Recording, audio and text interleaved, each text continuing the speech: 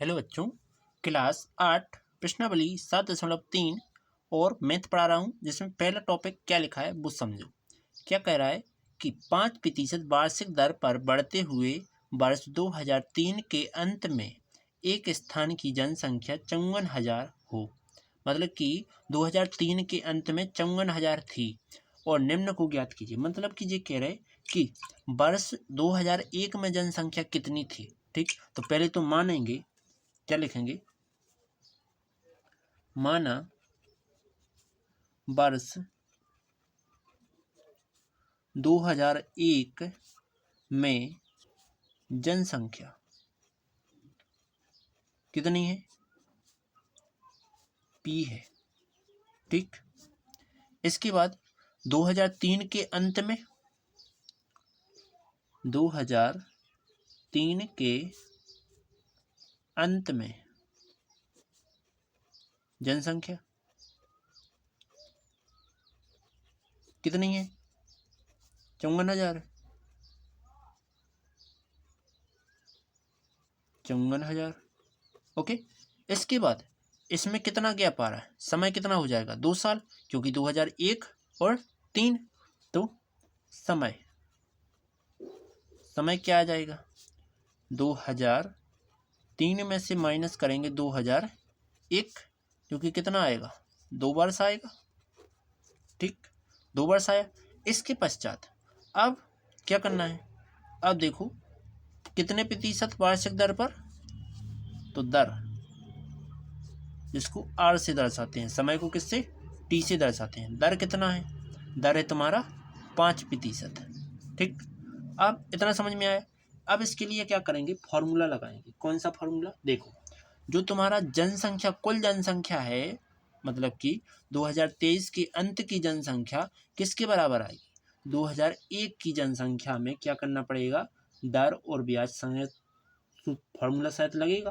तो अपन लिखेंगे, क्या लिखेंगे कि 54,000, साला 54 नहीं लिख पाया मैंने, 54,000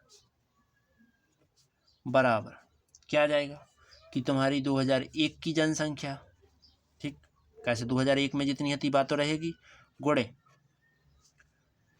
1 प्लस R बटे 100 बटे में पावर पे n। अब मान रख दो सभी के, n नहीं है, T है यहाँ। ठीक, मान रखेंगे तो 54,000 बराबर P गुणा में 1, R का मान 5 बटे में 100, इसके बटे 1 मानेंगे, और T का मान कितना है, 2 है। ठीक, इसके बाद 54,000 और बराबर P गुणा में 3 गुणा करो, 100 एकम 100 प्लस 5 बटे में 100 एकम 100, इसका स्क्वायर क्या आ जाएगा, देखो 54,000 बराबर P गुणे 100 और 100 और 5 105 बटे में 100, जिसका 2 पावर है। क्या करेंगे कि 54,000 गुणे P नहीं बराबर गुणे 105 बटे 100 गुणे 105 बटे 100। ठीक, अब जी डबल टाइम 100 है, जी जाएंगे अंश में इसके, तो 54,000 गुणे 100 गुणा 100 बटे में क्या आ जाएगा, 105 गुणे 105 बराबर क्या आ जाएगा, P। क्या करेंगे, काटेंगे, तो कितने से, 5 से काटते हैं, 5 से इसे काटा तो 5 दूना 10, 20 आया, 5 दूना 10, 5 एकम 5, 5 दूना 10, 5 एकम 5 और 5 दूना 10। ठीक, यह है। अब गुणा करो तो 54,000 गुणा में 20 बीसम 400 बटे में इसका इसमें गुणा करो तो 441 बराबर P। इतना समझ में आया। इसके बाद क्या करेंगे, कैलकुलेशन कर देते हैं और डायरेक्ट भाग कर देते हैं। ठीक, तो कैलकुलेशन क्या करेंगे कि हम इसको इससे काट देते हैं, तो 54,000 भाग करना है 441 का,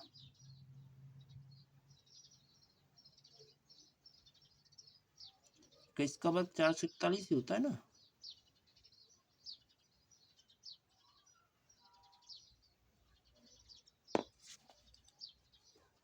चलो तो मैं पहले इसका गुणा कर देता हूँ, ठीक है।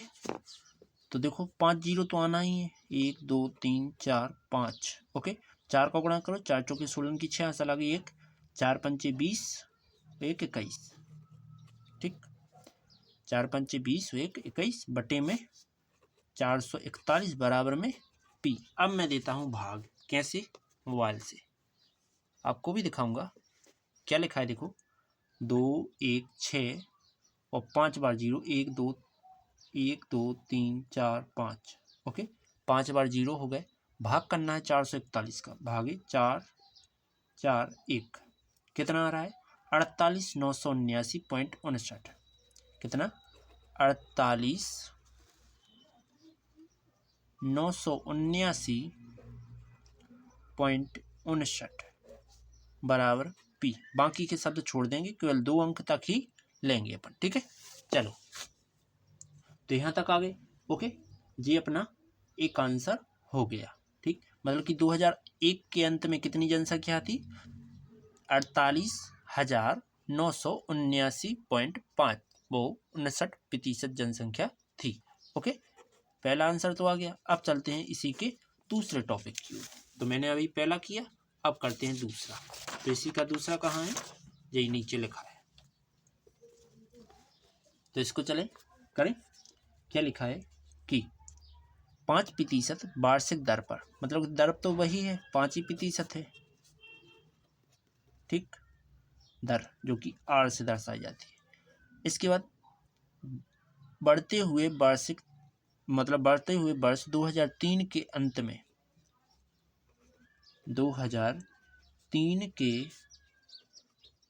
अंत में जनसंख्या कितनी है? 54,000 है, ठीक। ये कह रहे कि 2005 पर तक जनसंख्या कितनी होगी? 2005 तक की जनसंख्या कितनी हो जाएगी? इसको मान लेते हैं पी। इन दोनों में समय का गैप कितना है? समय देखो 2005 है, इनमें से माइनस कर दो 2003, तो पता चल जाएगा कितना आया, 2 वर्ष, ठीक। इसको टी से दर्शाया जाता है समय को, ठीक। कहीं कहीं एन से दर्शा देते हैं। अब चलो चलते हैं। तो जो अपना यहाँ मतलब कि टोटल जनसंख्या है, कि किसके बराबर आना है इसमें? देखो कैसे कि 2005 की जनसंख्या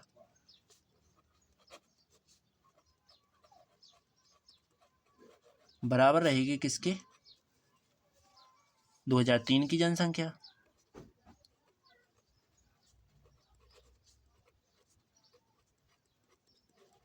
गुणे 1 प्लस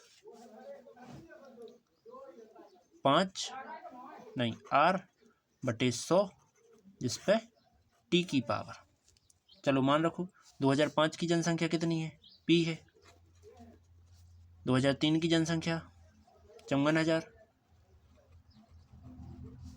गुणा 1 प्लस आर का मान 5 बटे 100 और टी का मान 2 वर्ष है, मान रख देंगे, हो गया। इसके बाद 54,000 गुणे 3 गुणा करो तो 100 एकम 100 प्लस 5 बटे में 100, जिसका स्क्वायर पी बराबर 54,000 गुणा में 105 बटे 100, इसका स्क्वायर। अब स्क्वायर इसका खोल देंगे तो पी बराबर 54,000 गुणा में 105 को डबल टाइम लिखेंगे, 105 गुणा में 105 और बटे में 100 को भी डबल टाइम, तो 100 गुणे 100, तो 1 2 3 1 2 3। इसके बाद पी बराबर 54 गुणा में कितना आ गया? 105 गुणे 105 बटे में कितना? 10। 5 से काट दो तो पी बराबर 54 गुणा में 5 दूना 10, 5 एकम 5, 105 बटे में 5 दूना 10, 2 से इसे काट दो तो P बराबर 2 दूना 4, 2 सत्ते 14 गुणा में 21 गुणा में 105 गुणा कर देंगे तो 27 गुणे 21 किया जाए तो कितना आता है। मैंने इन दोनों का गुणा किया तो क्या आया 567 गुणा में 105। अब 105 का भी गुणा कर देंगे तो कितना आ जाएगा, ये आ रहा है अपना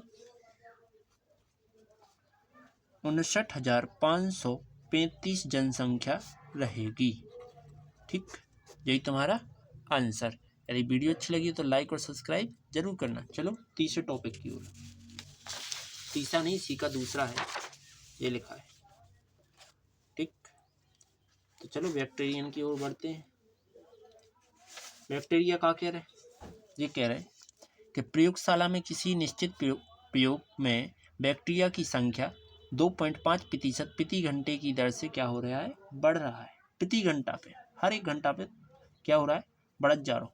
तो क्या कहेंगे, दर क्या है 2.5 है, तो क्या लिखेंगे दर, जो कि R क्या है 2.5। ठीक, इसके बाद आगे कि प्रति घंटा क्या कह रहे, प्रति घंटे की दर से क्या हो रहा है, बढ़ रहा है। प्रयोग, यदि प्रयोग के शुरू में बैक्टीरिया की संख्या इतनी थी, मतलब बैक्टीरिया की कुल संख्या थी, वो क्या है, लिखेंगे बैक्टीरिया की संख्या, जिसको P मानते हैं। P बराबर कितना, 5,06,000। ठीक, इतनी जनसंख्या है बैक्टीरिया की। 2 घंटे के अंत में समय, 2 घंटे के अंत में कह रहे।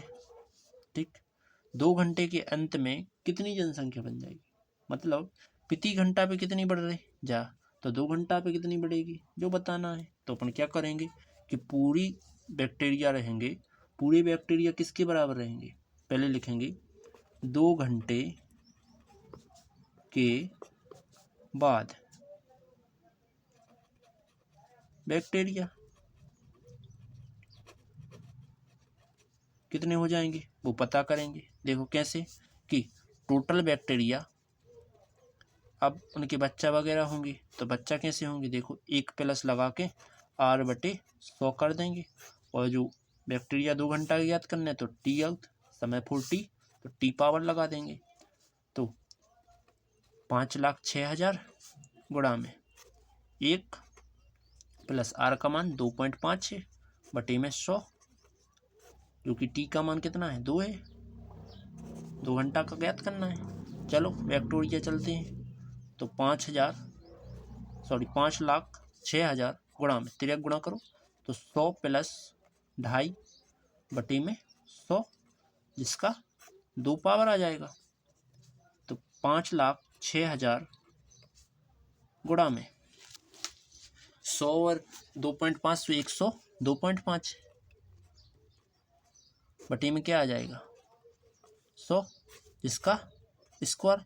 इसका जो दशमलव हटाएंगे तो 1 अंक बाद है तो 1 अंक बाद 1 जीरो आएगा नीचे। ठीक, क्या करेंगे 5,06,000 और गुणा में 1025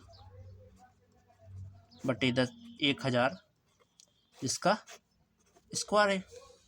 ठीक, अब क्या करेंगे, देखो 5,06,000 गुणा में 1025 बटे में 1,000, एक बार और लिखना पड़ेगा क्योंकि 2 पावर लगी, 1025 बटे में 1,000। ठीक, इतना आया। इसके बाद 1 2 3, 1 2 3, 5 से काट दो दोनों को तो 5 से इन्हें काट रहा है तो क्या लिखेंगे 506 गुणा में 1025 गुणा में 5 से काटा, 5 दूना 10 और 5 जीरो लगाएंगे और 5 पचम 25 कर देंगे बटी 5 दूना 10 और 200 तो आना ही है। फिर से 5 से काट दो तो 506 गुणा में 1025 गुणा में 5 चौकी 20, 5 एकम 5 बटे में 5 चौके 20, 40 आ जाने। 5 से फिर काटो तो x बराबर 506 गुणा में 5 दूना 10, 2 अंक लेना है 0, 5 पचम 25 गुणा में 41, बचे में 5 अट्ठे 40। 8 से कट रहा है डायरेक्ट, 8 6 48, 2 बचेंगे, नहीं कट रहा है तो 4 से कटेगा, 4 एकम 4, 4 दूना 8, नहीं कटेगा, 2 से काटो एक बार।